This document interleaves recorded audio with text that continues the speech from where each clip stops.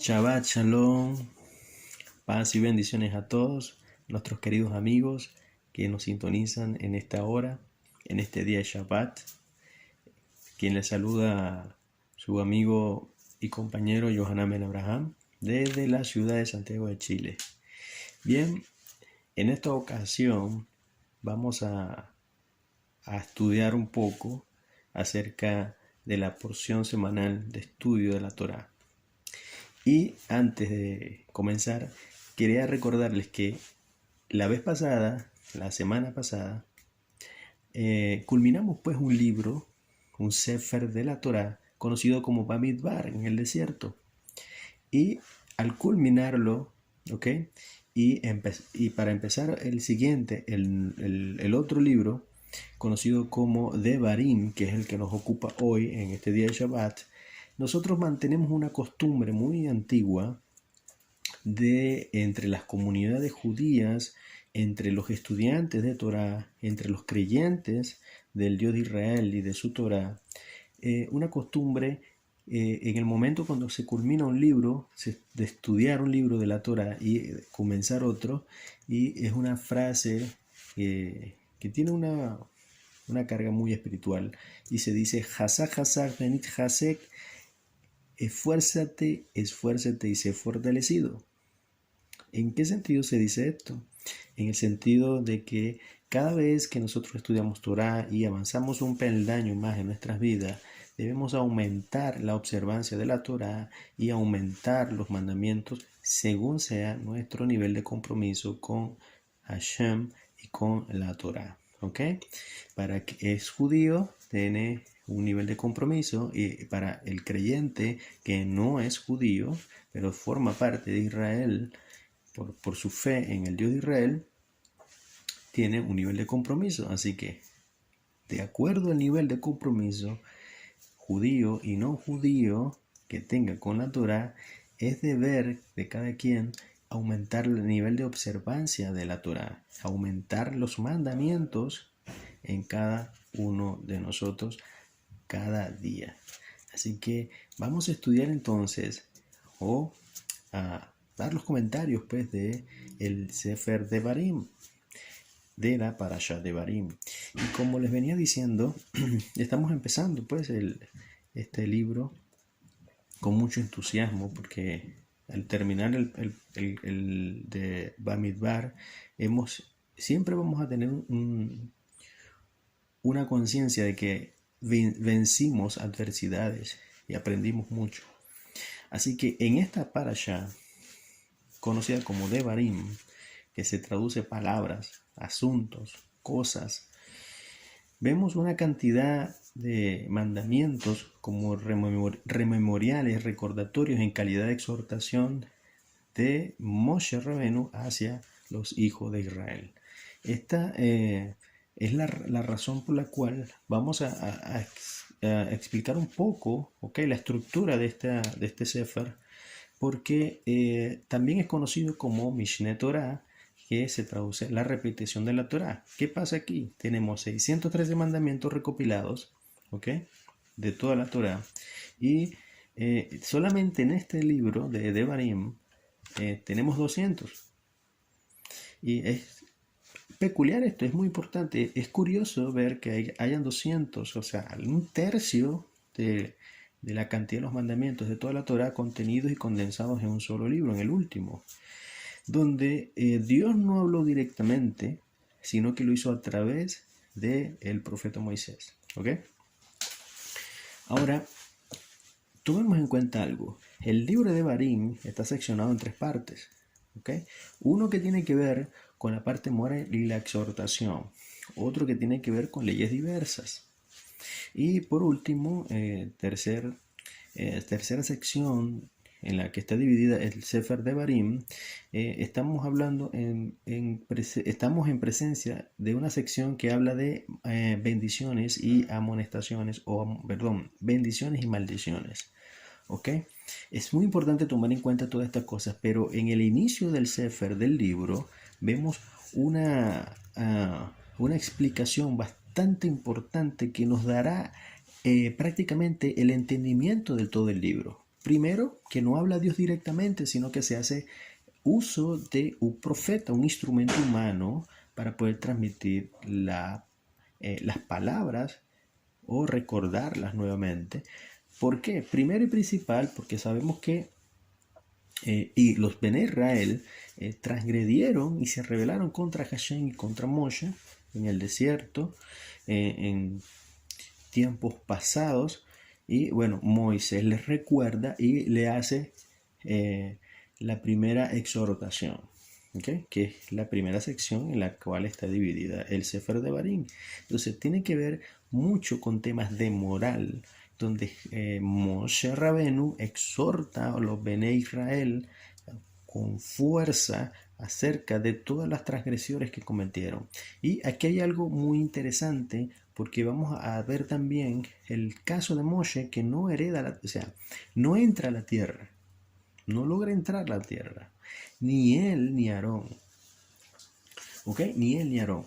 Ahora, pero se nombra en el Sefer de Barín una razón que curiosamente no es la misma razón que se nombra en el libro de Bamidbar.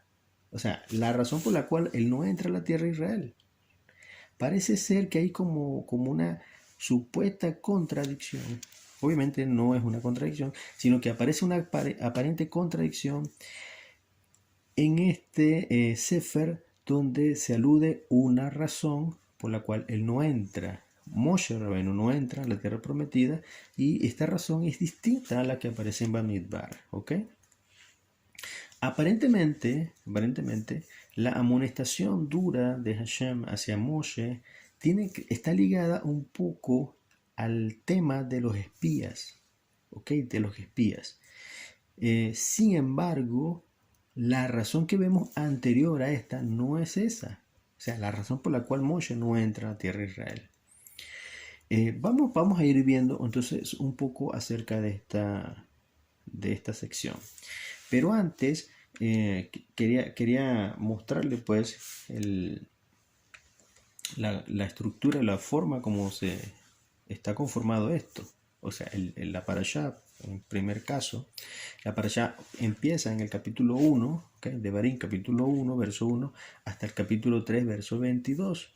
Y esta parashá, como es costumbre, desde muy tiempos antiguos, se lee junto con una haftará, es decir, junto con una porción del libro de los profetas. Y en esta semana, en esta parashá, corresponde leer el libro de Isaías capítulo 1, ¿okay? Desde el verso 1 hasta el verso 27, y también para los que seguimos la tradición nazarena, ¿okay? La tradición de nuestro Ribi Hakadosh Yeshua HaMashiach, Yeshua ben Yosef,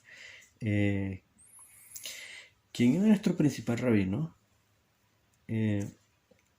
Vemos un libro, ¿okay? Según la tradición que nos han dejado sus estudiantes, sus emisarios principales, conocido como el Código Real, o como el Nuevo Testamento, o el Brit Hadashah, o el Keter. Vemos una sección conocida como Maror Elohim, visiones de Hashem, visiones de Dios, o Apocalipsis. Este libro se lee junto también con la Parashá y la Haftará. ¿Ok? Entonces, tenemos un muy buen material, tenemos muy buena tela que cortar para los días de Shabbat. O sea, leemos una porción de la Parashá junto con la porción de los profetas, pero también para los que seguimos y somos estudiantes de Yehoshua ben Yosef, el rabino prominente del primer siglo, conocido como Mashiach, para nosotros el mejor candidato a Mashiach. La tradición que él nos dejó es este libro de Apocalipsis, uno de ellos, donde vamos a estudiar también esa porción paralelamente con la Parashá y la Haftará. Bueno, continuamos entonces con el tema. La palabra de Barín, como les dije, se traduce cosas, palabras, asunto. Como para darles un ejemplo, Mashiach, antes de que Hashem comenzara a crear las cosas, ¿okay? El Mashiach era parte de las ideas principales que Hashem tenía en mente. ¿Okay? Esto se conoce como asunto. ¿Okay? Como asunto.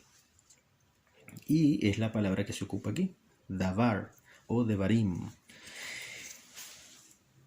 Para que podamos tener una idea de lo que Hashem tiene como asunto o como propósito principal, es poder abrir el panorama acerca de lo que esencialmente tiene la parashá. Vamos a poner un ejemplo que es el caso de Moshe. Moshe exhorta al pueblo por una cantidad de transgresiones que las recuerda a través de mandamientos que los vuelve a repetir.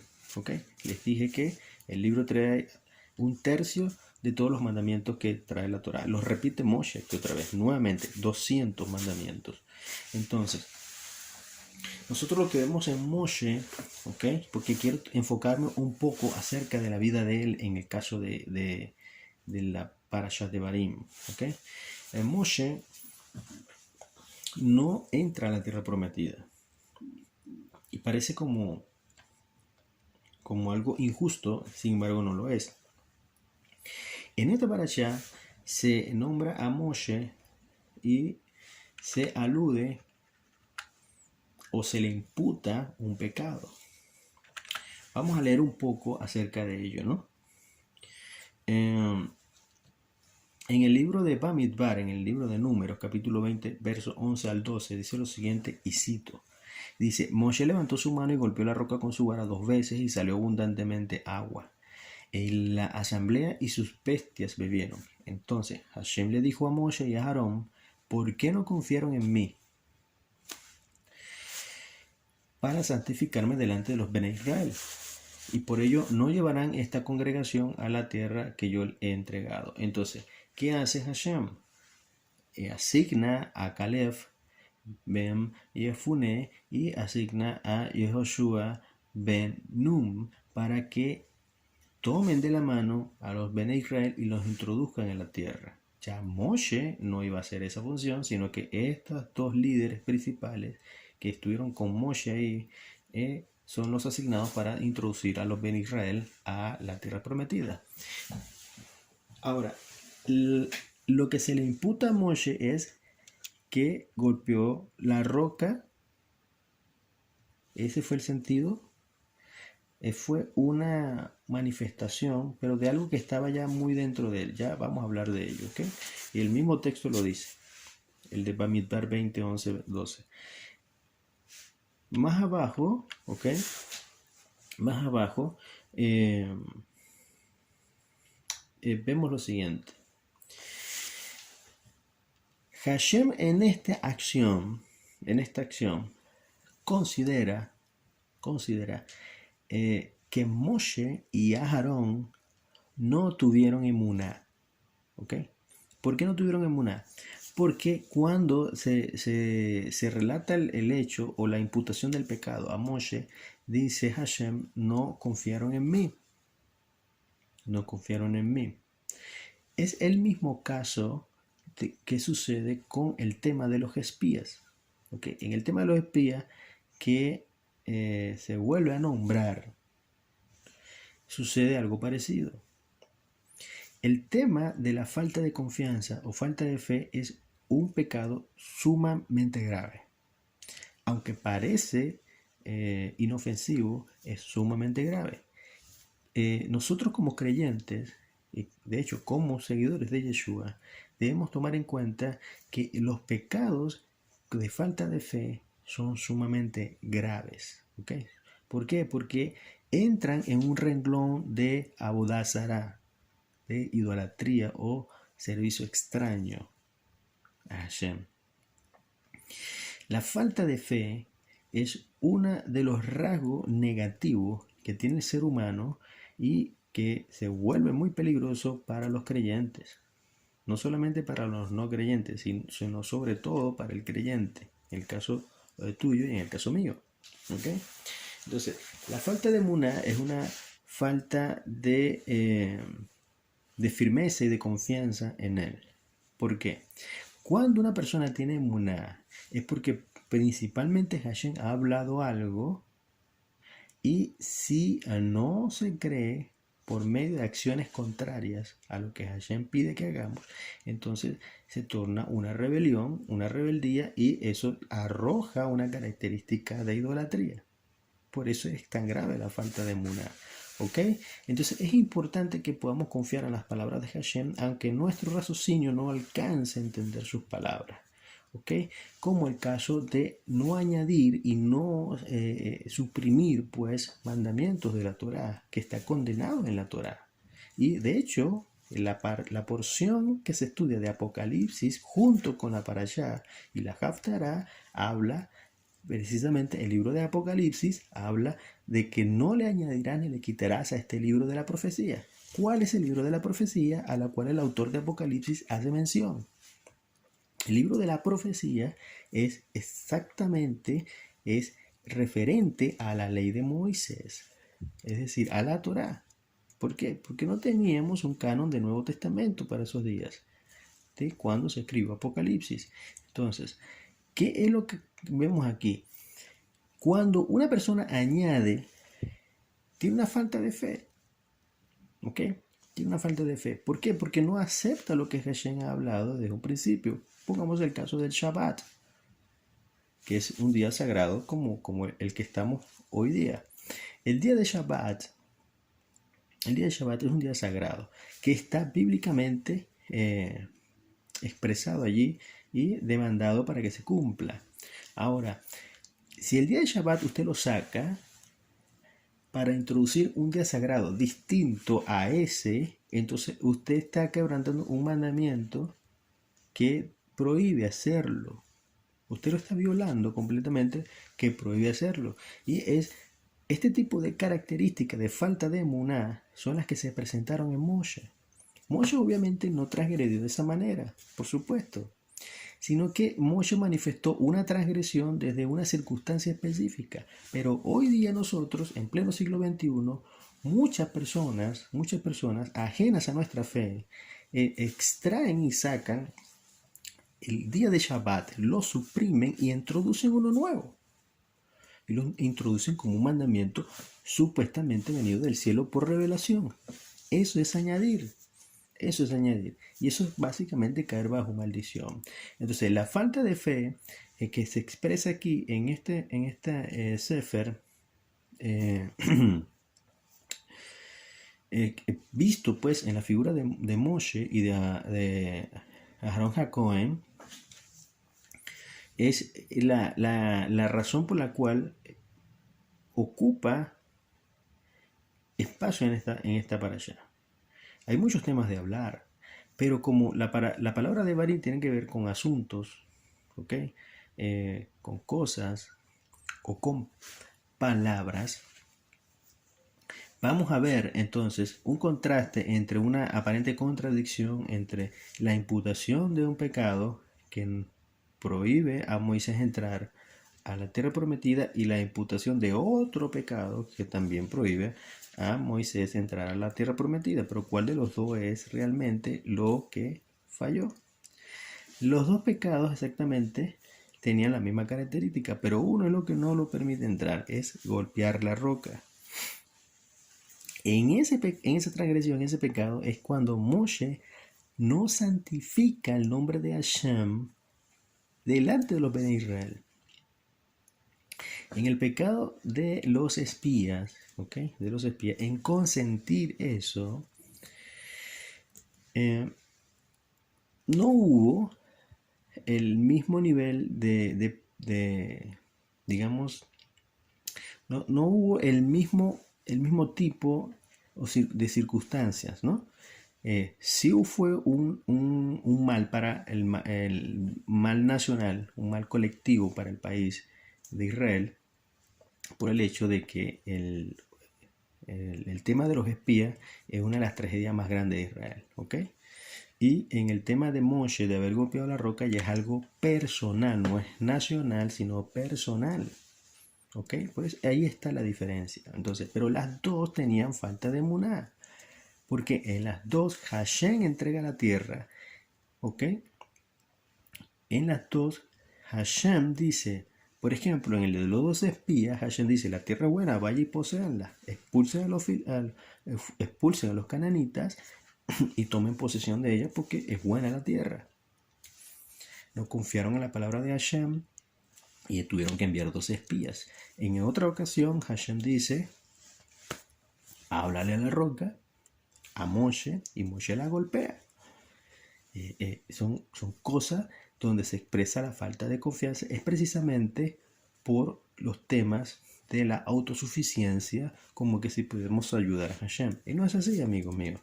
Hay muchos temas importantes aquí y este es uno de ellos. La falta de emuná se convierte prácticamente en una transgresión de Avodah Zará, de idolatría.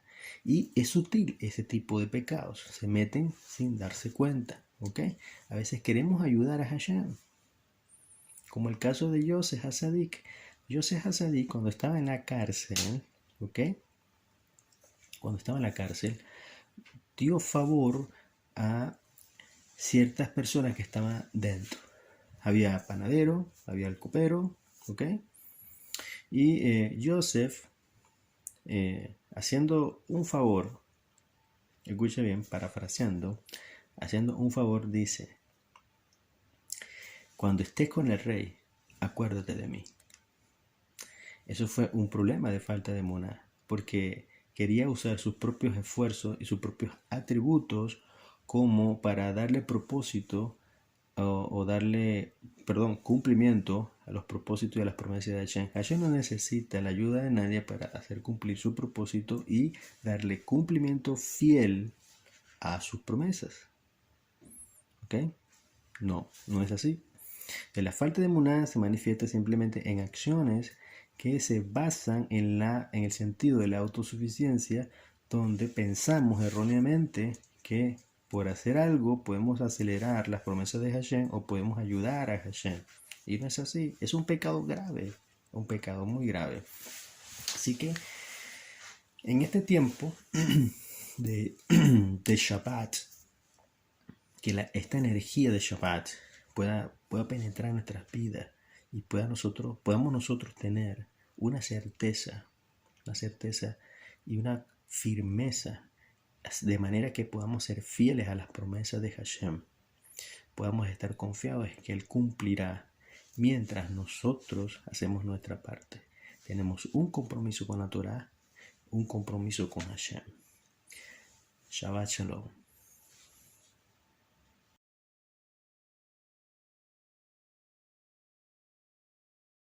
Shalom, estimado Sajín, muchas gracias por la invitación a esta oportunidad. Quiero traer una reflexión de la Haftarah de Devarim. Primeramente, antes de hablar del tema, quiero, para aquellos que no están familiarizados con este término de Haftarah, quiero explicar un poco qué es la Haftarah. Bien, la Torá, conocemos como la Torá, está clasificada en 54 parashot. Y cada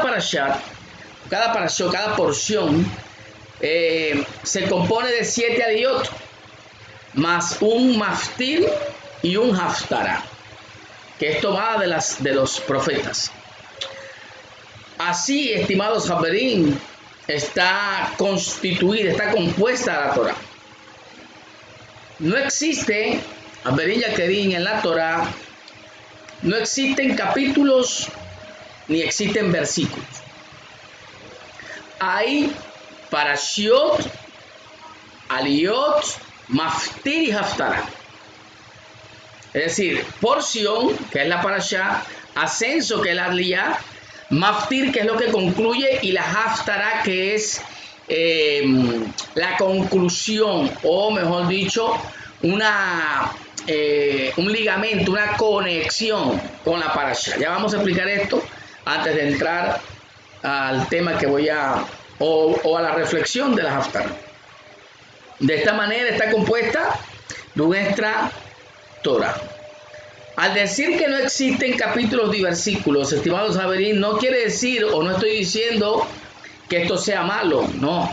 Al contrario, nos ha ayudado mucho, Japerín, a estudiarla.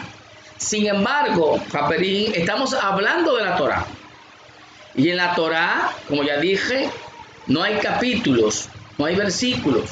Por lo tanto, olvidémonos de esto en esta charla. Parashá es la porción, es una porción. Como pueden ver, y en cada porción lleva un nombre, y ese nombre corresponde a las primeras palabras de esa porción. De allí el nombre de la parashá. Y es lo que leemos en cada Shabbat. Aliyot significa ascenso, subir.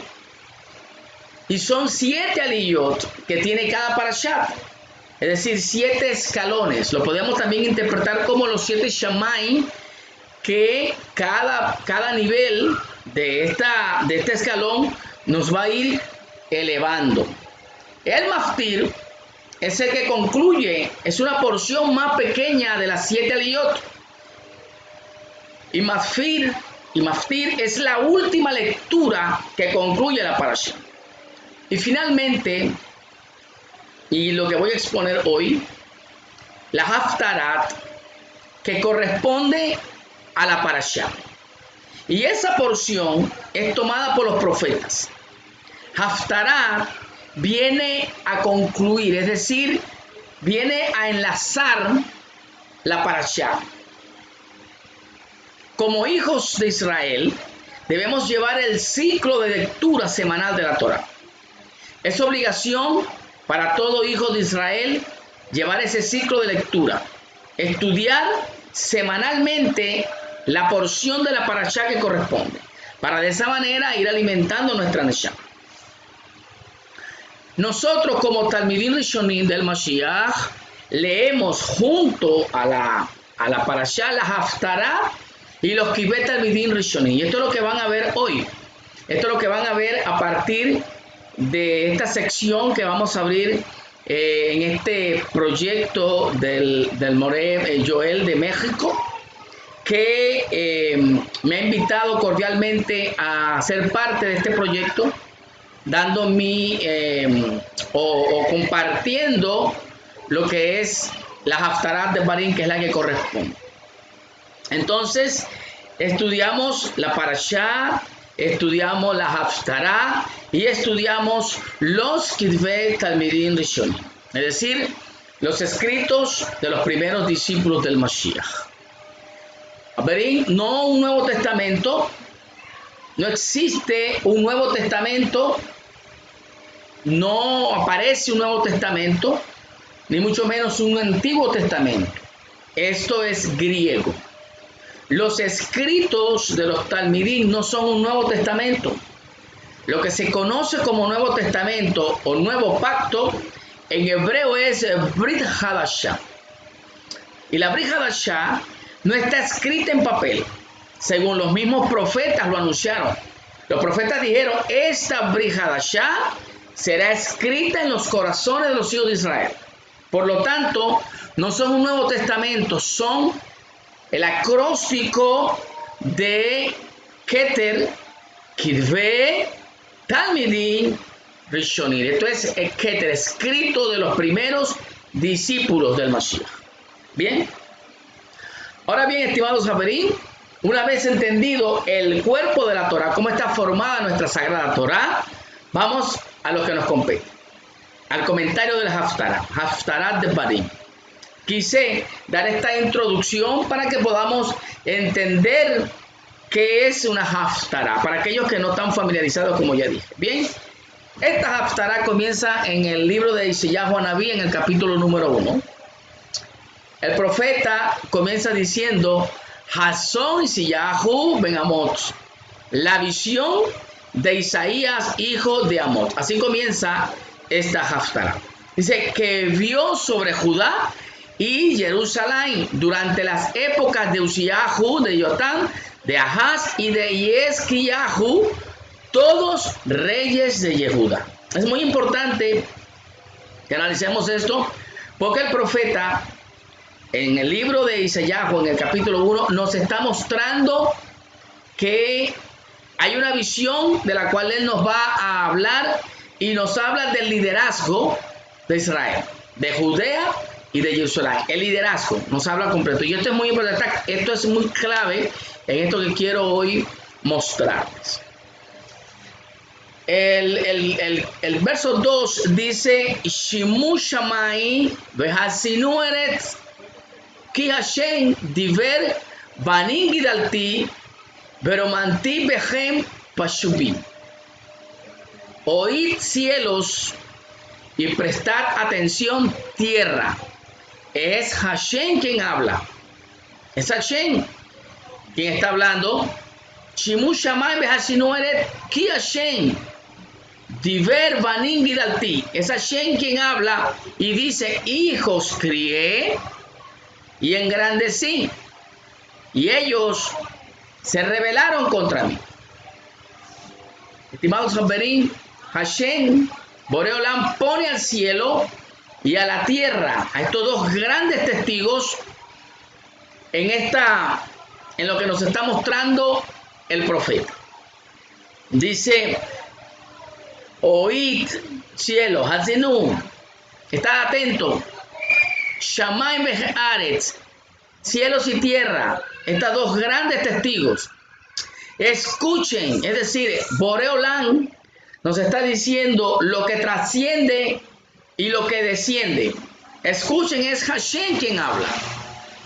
En pocas palabras, no hay nada, Javerilla Kerim, no hay nada que se pueda ocultar a Hashem. Absolutamente. Sigue diciendo el profeta Siyahu: el toro reconoce a su amo, y hasta el burro distingue el redil de su patrón. E Israel no me reconoce, y mi pueblo no me distingue.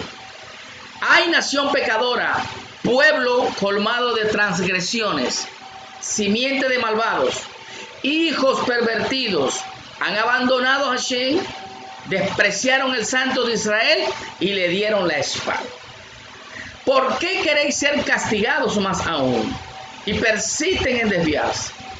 Toda cabeza, liderazgo, ya está enferma. El profeta nos está diciendo, ojo con esto, el liderazgo, dice: toda cabeza ya está enferma. Toda cabeza, todo liderazgo, Javerín, el liderazgo ya está enfermo.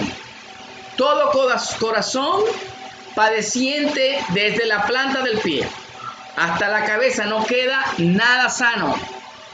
Hematomas y heridas por golpes recientes que no fueron curados, ni siquiera vendadosos, suavizados con aceite.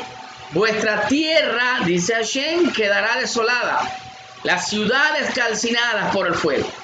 Los campos ante ustedes serán arrasados por extraños, y todo, absolutamente todo, será devastado e invadido por ajenos, por pueblos que no son nuestro pueblo.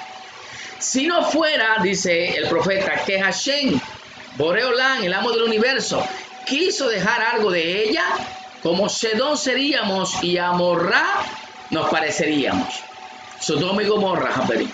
¿Para qué quiero yo, dice Hashem, tus cuantiosas ofrendas?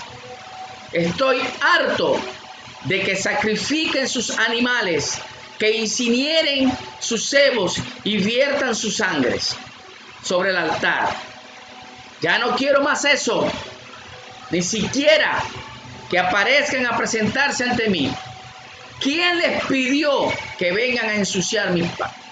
No vuelvan a traerme ofrendas falsas. Sus inciensos son abominables para mí. Sus días festivos, sus rojobes, su Shabbat, ya no lo soporto, dice Boreo Olam. Para ustedes, pues ustedes lo celebran vanamente. Y dice Hashem: lávense primero, limpien sus impurezas, quiten la maldad de sus acciones, cesen de hacer cosas sucias, aprendan a actuar con bondad, procuren la justicia, protejan al oprimido, ayuden al huérfano, defiendan a la viuda y luego vengan, dialogaremos, dice Hashem. Verán que aunque sus pecados sean rojos como el carmín, quedarán blancos como la nieve. Y si parecen oscuros como el carmesí, en hebras blancas de lana se convertirán. Si acceden y me obedecen, lo mejor de la tierra consumirán. Pero si se niegan a sí mismos, se rebelan contra mí, la espada los devorará. Es la boca de Hashem la que lo dice.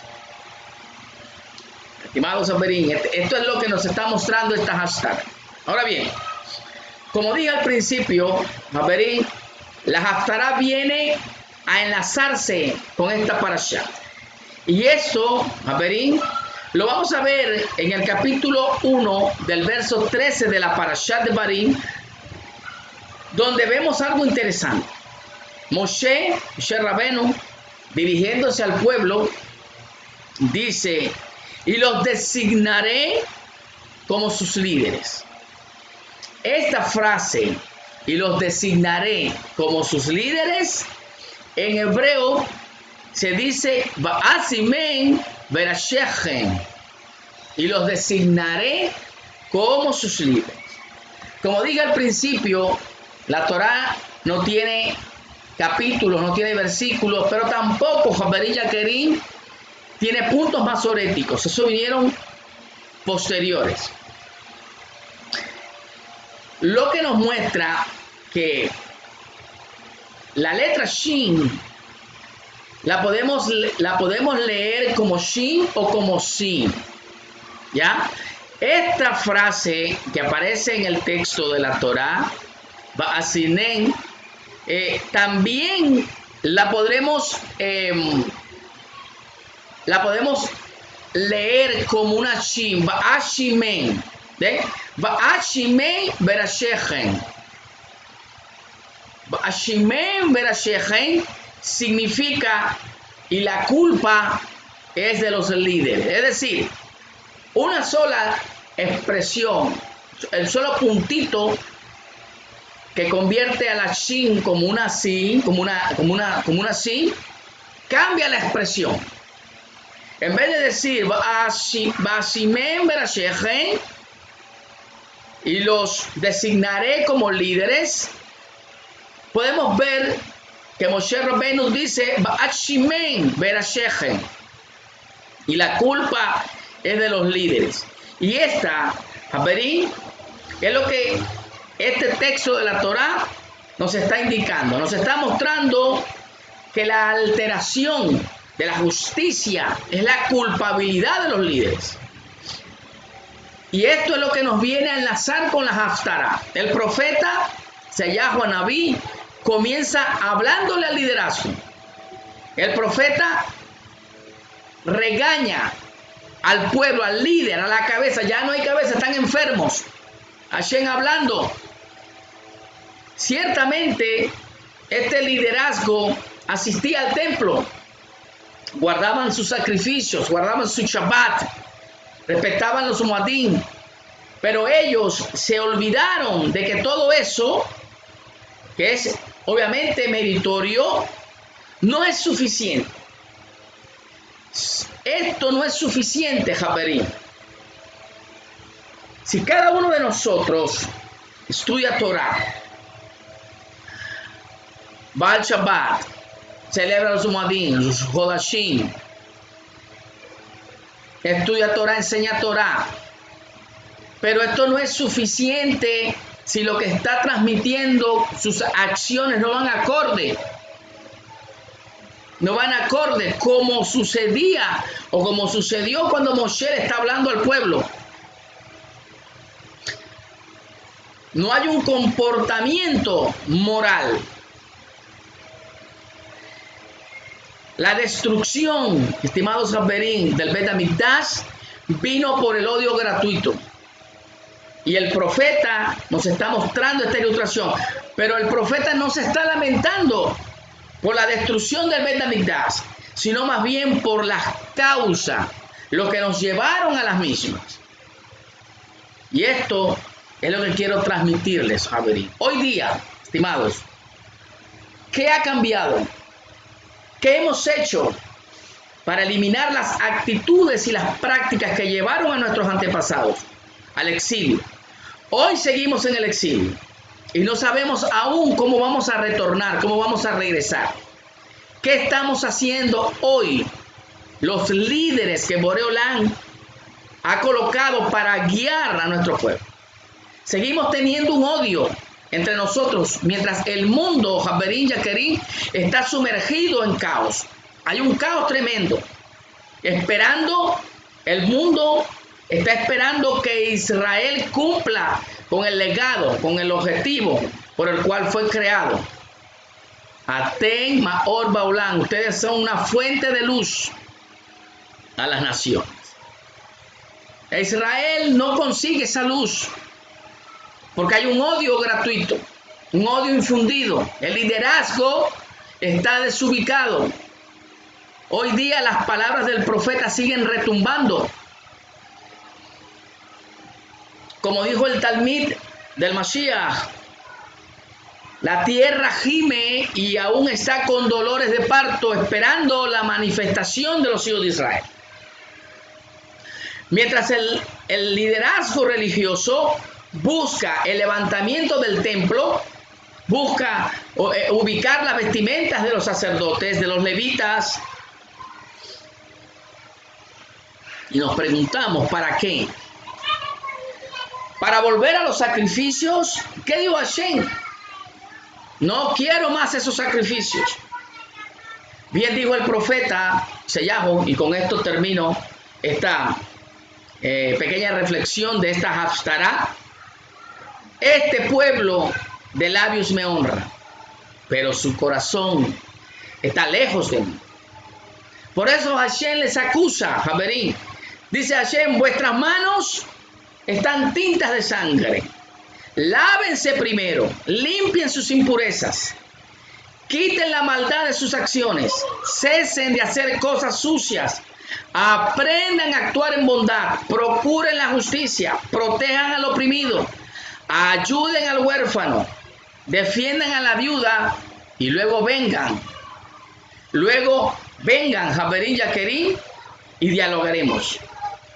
Estas son las palabras de Hashem que hoy retumban, porque aún Israel no consigue ubicarse, no consigue Israel cómo poder ellos iluminarse para que podamos traer luz a las naciones. Shalom.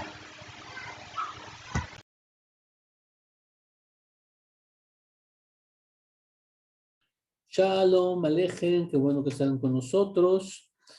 Sean bienvenidos todos los que nos puedan estar viendo. A nosotros nos toca dar un comentario acerca de el Keter. Bien, y como comenzamos junto con Jumash Devarim, el libro llamado de Deuteronomio, a la par nosotros tenemos la costumbre de estudiar el libro de el Apocalipsis en hebreo, Idgalut. Es por eso que nos vamos a dedicar en todo este tiempo a dar el comentario en justamente las secciones que se estudian semanalmente, bien, junto con la Perashá. Lo primero que vamos a abordar es Apocalipsis 1.3. ¿Qué dice Apocalipsis 1.3 o Idgalut 1, capítulo 1, versículo 3? Dice, Ashere akore be ashere ashomeim et dibre anebuah beshomerim et hakatuv ba ki keroba aet. Esto traducido es, dichoso el que lee y los que escuchen las palabras de esta profecía y guarden lo escrito en ella, porque el tiempo está cerca. Eso es lo que dice. Nos vamos a enfocar entonces en este primer versículo para dar también una introducción a lo que es el libro. Me gustaría que hagamos énfasis en lo que dice Ashe Kore, dichoso el que lee. y los que escuchan las palabras de esta profecía. Ve ashere ashomeim et dibre anebuah. Los que escuchan la palabra de esta profecía. Entonces, dichoso, o ashere también a veces se traduce como bienaventurado, ¿no? Y así lo tenemos, por ejemplo, en las llamadas 9 bienaventuranzas, ¿ves? Las bienaventuranzas que todo el mundo conocemos, que ahí están en Mateo y también una parte en Lucas, otra versión en Lucas. Bueno, entonces, ¿por qué dichoso el que lee? Acoré. ¿Ah? ¿Por qué el dichoso el que lee? Porque en el primer siglo, recordemos que en el mundo antiguo tenemos la educación no está disponible a todos los niveles. Bien, y es muy conocido también por nosotros que en el mundo antiguo mucha gente era iletrada, mucha gente era analfabeta. Por tanto, los que podían leer eran pocos. ¿Sí? Hay ciertas investigaciones que demuestran que tal vez un 10% en las mejores condiciones podrían tener una educación que les facultara para leer. Por eso es que dice, dichoso el que lea, o sea, que sea dichoso el que lee, es una persona que lea a las demás y los demás que no saben leer, bueno, escuchan las palabras de esta profecía. ¿Qué profecía? Está hablando del libro de Idgalut, que conocemos o que se nos ha transmitido con el nombre de Apocalipsis, que viene del griego, que significa revelar. Por eso hay quien lo traduce como revelación, el libro de revelación. Y más dice, y guardan lo escrito, ¿sí? Beshomerim et hakatuv. O sea, que guardan lo escrito, hakatuv ba, que lo que escrito en ella. Y dice, kikero ba aet, porque el tiempo está cerca. Entonces, el propósito el propósito de este libro, según el autor, no según nosotros, según el autor mismo, en el versículo 3, nos dice que es para transmitir una dicha, o sea, para transmitir la esperanza a estas personas y que hacerlos bienaventurados, hacerlos dichosos, hacerlos felices. Ese es el propósito. Ajá. ¿Quién es el autor? Bueno, pues comentemos un poquito. El autor, ¿quién es? ¿Qué es lo que dice de sí mismo? En primer punto, él es judío, ¿sí? ¿Por qué? Porque sabemos por su nombre que dice Yohanan, ¿sí? O sea, que se traduce aquí como Juan. Es judío porque tiene un nombre judío. Recordemos que el grado de asimilación va variando entre los judíos de la antigüedad. Por ejemplo, tenemos a los que tienen dos nombres, uno secular y otro un nombre judío. Desde el bíblico, que tenemos a una Adasa, que también tiene el nombre de Esther. Otro muy conocido es el llamado Saulo, que es Shaul, y su nombre, ahora sí, secular del mundo griego es Paul, el famoso Pablo. Bueno, entonces este no tiene, bueno, al menos no escribe dos nombres, uno judío y otro griego. Aquí uno judío. Entonces, Yohanan lo que nos dice que es no solamente un hombre judío, sino que además conserva su nombre en hebreo. Entonces, ya eso nos dice un poquito más sobre él. No es el que se llama, bueno, le llaman o le conocen de este lado del mundo como el apóstol. No es Yohanan el emisario, Yohanan Ashaliach. No lo es, porque él mismo no se nombra así.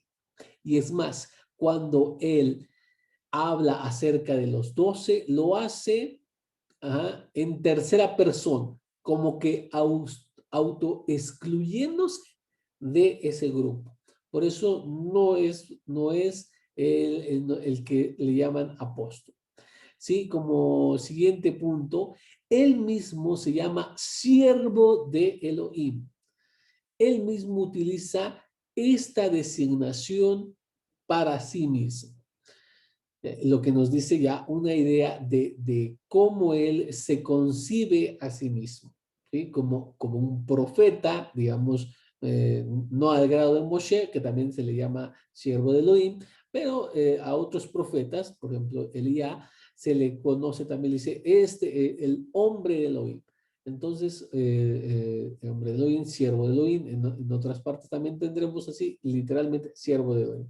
Pero entonces ahí vemos la concepción que él tenía de sí mismo.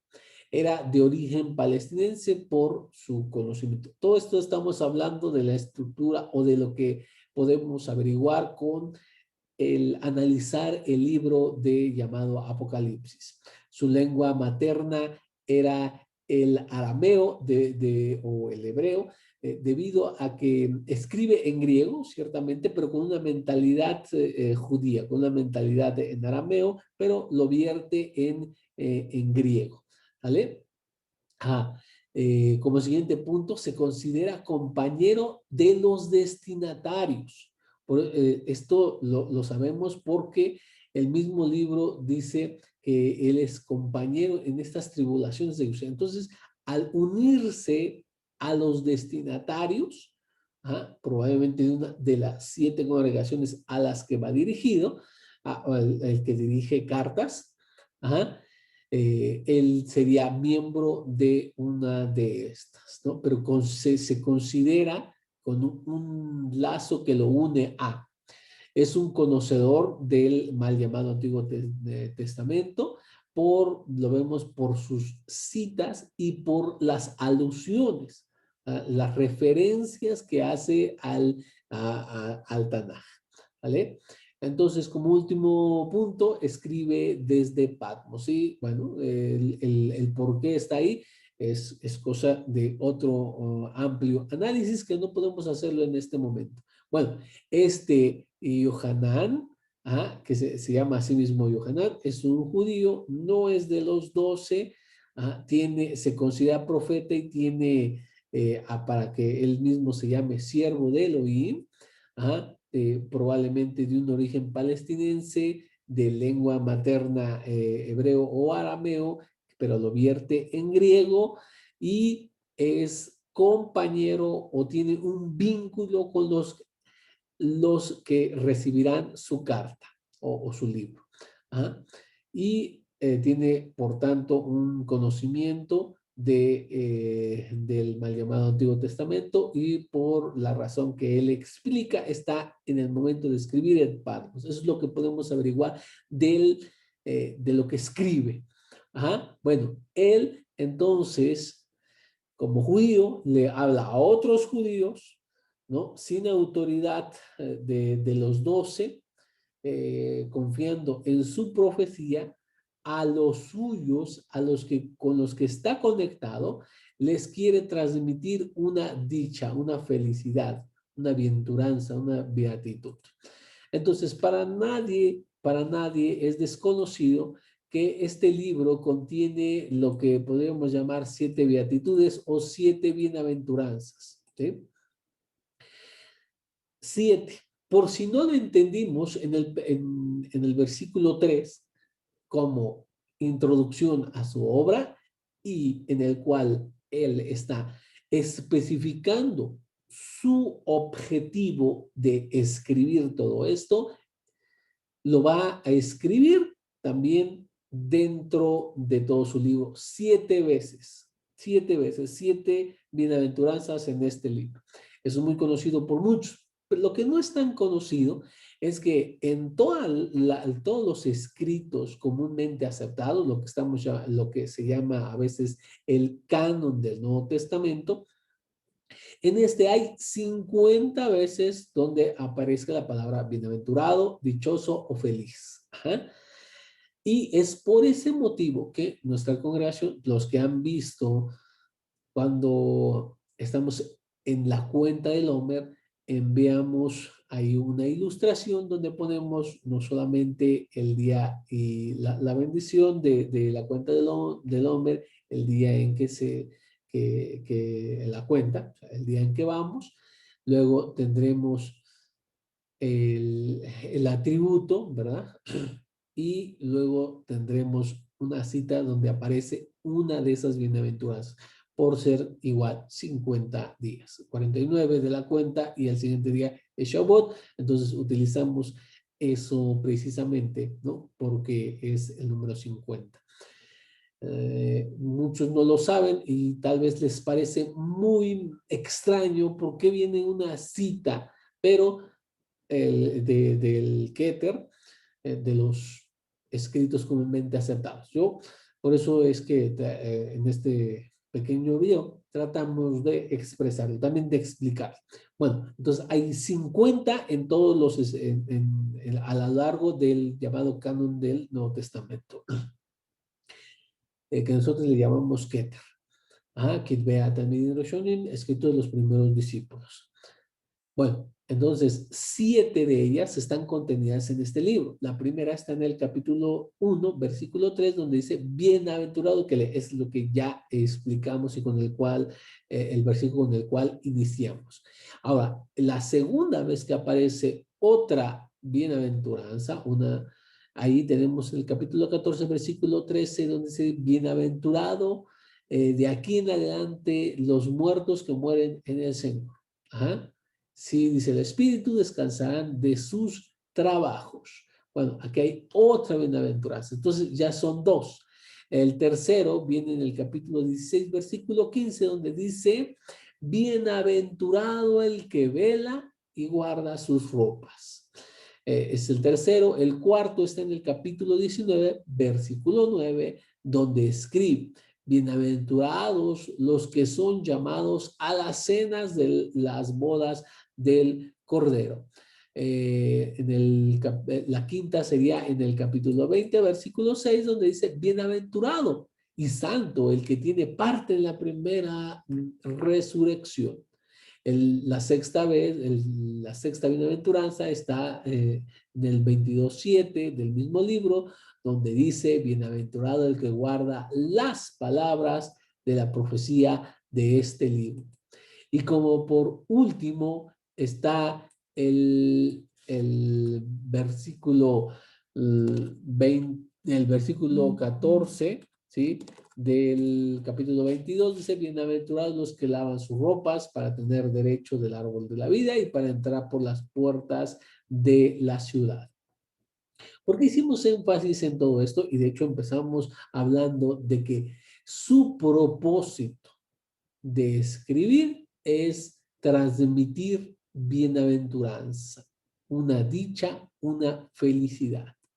¿Por qué lo decimos? Porque hay muchos que utilizando el libro de Apocalipsis van a tener, por ejemplo, esto, mensajes de fin del mundo, mensajes que van a mover a la gente no a la dicha, sino a la desdicha, no a la esperanza, sino a la frustración, al miedo. Todo este tipo de especulaciones basadas en este libro, sigo lo que nos dice el doctor Ariel Álvarez cuando habla acerca del libro de Apocalipsis.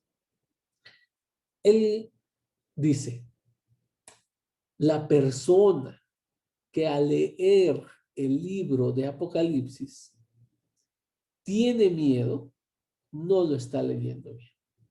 ¿Sí? La persona que saque mensajes de fin del mundo, que preocupe a la gente, que le conmueva a la gente, pero en ese aspecto de generar miedo, un terror y ese tipo de cosas, está, déjenme decirle, entendiéndolo mal.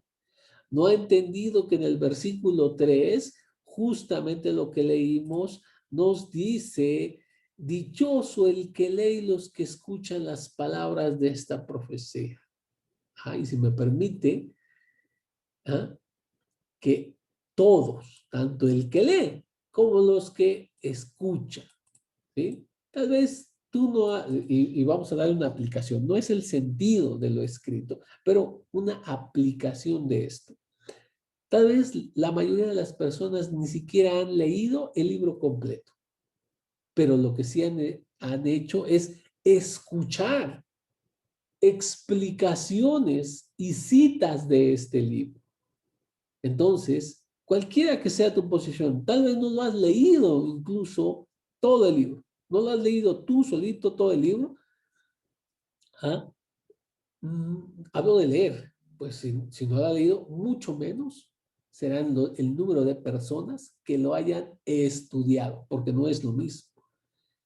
Pero de todos modos, dice que tiene que ser dichoso. Ese es el propósito y también lo puso con el número 7, que sabemos es muy importante, es un número cargado de simbolismo, porque, por ejemplo, desde los 7 días de la creación, perdón, las 7 vueltas ahí en Jericó, las llamadas 7 fiestas, en fin, de 7 cielos, 7 compartimentos en el infierno, etcétera, etcétera. 7 muebles en el tabernáculo. Hay mucho que ver en el número 7. Entonces, su propósito es transmitir una dicha, no de desdicha.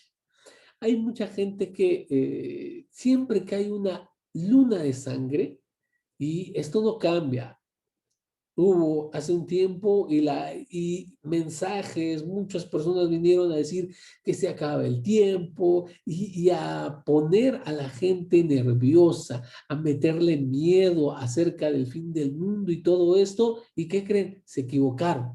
No llegó ese fin del mundo, no sucedió lo que dijeron que iba a suceder y aquí seguimos.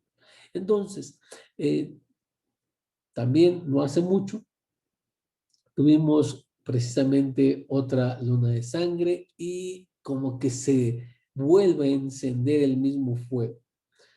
Lo que queremos decir es que el autor, que es Yohanan, no pretendía eso. Y cuando se te dé un mensaje, se te dé una aplicación del libro de Apocalipsis, si te causa algún miedo, si te causa inquietud, o peor aún, terror, o estén cualquier tipo de sentimientos contrarios a la dicha, a la felicidad, a la esperanza, estás interpretándolo mal, te lo están interpretando mal.